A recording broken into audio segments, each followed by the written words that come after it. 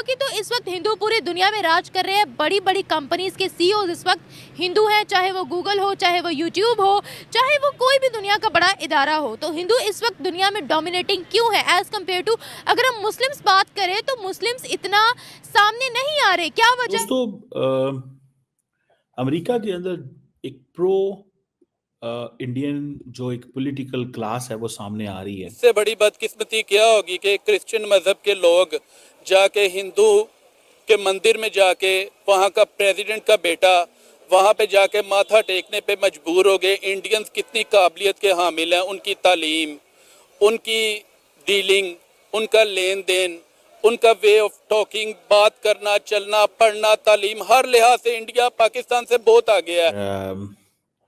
मुझे ऐसा लगता है कि इट्स वेरी पावरफुल इंडिया की जो लॉबी है वो अमेरिका के अंदर सामने आ रही है। ट्रम्प जो इस वक्त जो नए एक बार फिर नए तो नहीं लेकिन एक बार फिर प्रेसिडेंट बने हैं अमेरिका के, डोनाल्ड ट्रम्प साहब, तो उनको भी अगर हम देखें तो उनके भी एक खास झुकाव जो है वो भारत की तरफ रहा है। इससे पहले भी जब वो प्राइम मिनिस्टर प्रेसिडेंट बने थे तब जो क्रिश्चियन मुल्क है वहाँ पे तो प्रेसिडेंट क्रिश्चियन ही होना चाहिए, लेकिन इन्होंने हिंदू को सिलेक्ट कर लिया तो उनकी मर्जी। तो क्या गलत किया उन्होंने? गलत किया। क्यों? एक जब क्रिश्चियन मुल्क है तो क्रिश्चियन ही होना चाहिए ना प्रेसिडेंट। जिस तरह पाकिस्तान हमारा इस्लामिक मुल्क है तो इस्लामिक ही प्रेसिडेंट होता है। ट्रम्प जो है वो एक बार फिर जो है वो प्रेसिडेंट ऑफ अमेरिका बनकर आ गए हैं, तो आखिर वो हमारे साथ क्या करेंगे और हमें क्या एक बार फिर बहुत प्रॉब्लम्स देखने को मिलेंगी? क्या पाकिस्तान एक बार फिर कहीं ग्रे लिस्ट में तो नहीं चला जाएगा? नमस्कार दोस्तों, पूरी दुनिया में हिंदुओं का डंका बज रहा है। अमेरिका में डोनाल्ड ट्रंप अब अमेरिका के राष्ट्रपति बन चुके हैं और उन्होंने बहुत ही महत्वपूर्ण पदों पे हिंदुओं को रखा है। बड़ी संख्या में ऐसे महत्वपूर्ण पद हिंदुओं को दिए गए हैं जो कि पहले कभी नहीं मिले थे, और इसका बहुत बड़ा कारण है हिंदुओं ने पूरी तरह से सपोर्ट किया था डोनाल्ड ट्रंप को इस चुनाव में। अमेरिका के सेनेटर्स का एक ग्रुप है जिसका नाम है इंडिया फोकस। अब इस ग्रुप में वो सारे सेनेटर्स हैं जो भारत को, इंडिया को समर्थन करते हैं, और इस ग्रुप से बड़ी संख्या में मंत्री पद और महत्वपूर्ण पदों पे सेनेटर्स को, लोगों को रखा गया है। अब ये सब देख के पाकिस्तानी काफी जल चुके हैं। इनको लग रहा है कि यार इन्हें कुछ नहीं मिला तो इन्हें कैसे कुछ मिल सकता था। कोई भी पाकिस्तानी अमेरिका में कोई भी पॉजिटिव काम कर ही नहीं रहा है, ज्यादातर सब नेगेटिव काम में और अपने जो जिहाद है उसे बढ़ाने में लगे हुए हैं। और यही रीजन है कि अमेरिका अब पाकिस्तानी को, मुसलमानों को इंपॉर्टेंस नहीं देता है, ना वो चाहते हैं कि यहाँ पे अमेरिका में मुसलमान आए। यही रीजन है कि पूरी दुनिया में मुसलमानों पे प्रतिबंध लग रहा है, इनके वीजा इन्हें नहीं मिलता है। यहाँ तक कि अब तो अरब देश भी भारत भारत कर रहे हैं, वो नहीं चाहते कि पाकिस्तानी मुसलमान या फिर बांग्लादेशी, हिंदुस्तानी मुसलमान इनके देशों में जाएं। आप इस सब के बारे में क्या सोचते हैं? क्या अमेरिका का जो रुख है ये बिल्कुल सही है? जो मुसलमानों को रोका जा रहा है या इन पे प्रतिबंध लग रहा है, क्या ये बिल्कुल ठीक है? आप इसको सही मानते हैं? आपके जो भी विचार हो कमेंट बॉक्स में जरूर लिखिएगा। वीडियो अच्छा लगे तो लाइक करें, शेयर करें, चैनल को सब्सक्राइब करना ना भूले। आइए आगे बढ़ते हैं इस वीडियो में। जा रहे हैं जितने भी है ना, अब मतलब सेक्टर, वहाँ पे हिंदू आगे जा ही जा रहे हैं, क्योंकि वो जो है टेक्नोलॉजी में आगे जा रहे हैं, वो उसका दामन बिल्कुल नहीं छोड़ रहे। और पाकिस्तानी जो है खैर से मुस्लिम कंट्री है, और ये लोग ना तो इंग्लिश सीखने में फोकस करते हैं, ना साइंस पे फोकस कर रहे हैं, और ना ही टेक्नोलॉजी पे। उनको हर उस चीज़ में यही लगता है कि ये जो है ना, ये यहूदियों की साजिश है और हमारे लिए नाकामी का बाइस है। हर के ऐसा नहीं है, अगर वो सीखेंगे तो यहाँ पे ज़्यादा जो है ना तरक्की होगी। हमें ऐसा क्यों लगता है? हम क्यों ऐसा सोचते हैं?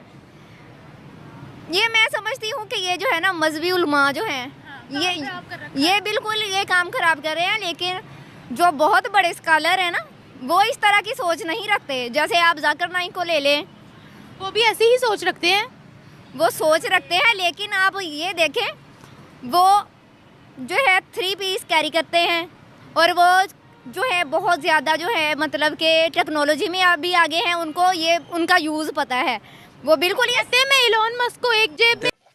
दोस्तों, अमेरिका के अंदर एक प्रो इंडियन जो एक पॉलिटिकल क्लास है वो सामने आ रही है।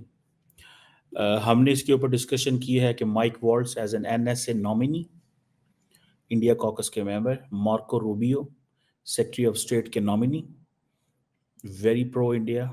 इवन के थोड़े दिन पहले मैंने आपको बताया कि कांग्रेस में बिल भी लेके आए इंडिया के हक में। Tulsi Gabbard national intelligence chief, Hindu. Vivek Ramaswamy head of DOGE, ठीक है जी। और को head along with Elon Musk, Hindu. ठीक है जी। ये सारे के सारे लोग जो हैं, हर बंदा जो है, ये जितने भी लोग जिनकी मैं आपको बात कर रहा हूँ, and then even Matt Gates जो है, आई थिंक अटॉर्नी है जो शायद वहाँ पे, उनको अगर आप देखें, और मुझे ऐसा लगता है कि it's very powerful, very powerful. India की जो लॉबी है वो अमेरिका के अंदर सामने आ रही है। One thing, there is no doubt कि इंडियन इकोनॉमी जो है वो, जिसे कहते हैं ना, ग्रो ना करें। टैरिफ रजीम भी, जिसे कहते हैं ना, बढ़ सकता है, लेकिन there will be unique trade profiles, regional security को अहमियत वो देंगे। ठीक है जी। सो ये देखें, ठीक है जी, जब बराक ओबामा की फर्स्ट टर्म थी ना 2009 में, जो यूएस की इंपोर्ट्स थी इंडिया से, वो तकरीबन $22 बिलियन थे। 2016 में $48 बिलियन हो गई, एंड तकरीबन वो उस वक्त तकरीबन 2.8% जो है अमेरिका की टोटल इंपोर्ट है। फिर पेंडेमिक डिस्ट्रप्शन आ गई। अब देखें, ये अगर बात होती है कि जी इंडियन जो एक्सपोर्ट्स हैं अमेरिका, अगर वो नहीं बढ़ पाती, तो अमेरिका के अंदर जैसे चाइना से चीज़ें जा रही हैं, अगर वो नहीं जाती तो मसला पैदा होगा। इंडिया से भी ऐसे ही होगा। 2023 में कहा जाता है कि इंडिया जो है ना, यूएस का 9th लार्जेस्ट इंपोर्ट मार्केट थी, और उसकी वजह क्या है? Cost effective, high quality, reliable trade relationship है।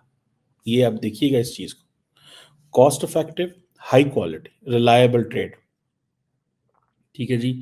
अब ये देखें, ये जो थी ना बात फ्रेंड शोरिंग की एंड हाई टेक सेक्टर्स की, they are going to be very very significant. Friend shoring हो रही है, हाई टेक चाहिए ही चाहिए गवादर। अब उसके लिए वो कोशिशें करता रहा होगा, कहीं ना कहीं शायद अभी भी करता होगा कि उसे गवादर बंदरगाह मिले और उसका जो सारा रास्ता है बहरी, वो यहाँ से चलता रहे। अभी भी चलता है उनका, हमारा सारा शिपमेंट यहीं से होकर जाती है। हम उस पर कुछ ना कुछ टैक्स जरूर लेते हैं कि जो चीज़। लेकिन ग्लोबल लीडर तो इस वक्त एक ही पर्सन है ना, मोदी मोदी मोदी। बिकॉज उसके पास अवाम बहुत ज़्यादा है, अवाम की पावर है। अवाम की पावर है। उन्होंने अवाम पर टैक्स लगाया हुआ है, ईच एंड एवरीथिंग पे टैक्स लगा हुआ है। तो हर मुल्क टैक्स से ही चलता है ना जनाब। जैसे जैसे हमारा मुल्क टैक्स पर चलता है, लेकिन वो चीज़ मैनेज करते हैं उन्होंने। एक पाकिस्तानी कोई मुसलमानों को इम्पोर्टेंस नहीं देता है, ना वो चाहते हैं कि यहाँ पे अमेरिका में मुसलमान आए। यही रीजन है कि पूरी दुनिया में मुसलमानों पे प्रतिबंध लग रहा है, इनके वीजा इन्हें नहीं मिलता है। यहाँ तक कि अब तो अरब देश भी भारत भारत कर रहे हैं, वो नहीं चाहते कि पाकिस्तानी मुसलमान या फिर बांग्लादेशी हिंदुस्तानी मुसलमान इनके देशों में जाएं। आप इस सब के बारे में क्या सोचते हैं? क्या अमेरिका का जो रुख है ये बिल्कुल सही है? जो मुसलमानों को रोका जा रहा है या इन पे प्रतिबंध लग रहा है, क्या ये बिल्कुल ठीक है? आप इसको सही मानते हैं? आपका जो भी विचार हो कमेंट बॉक्स में जरूर लिखिएगा। वीडियो अच्छा लगे तो लाइक करें, शेयर करें, चैनल को सब्सक्राइब करना ना भूलें।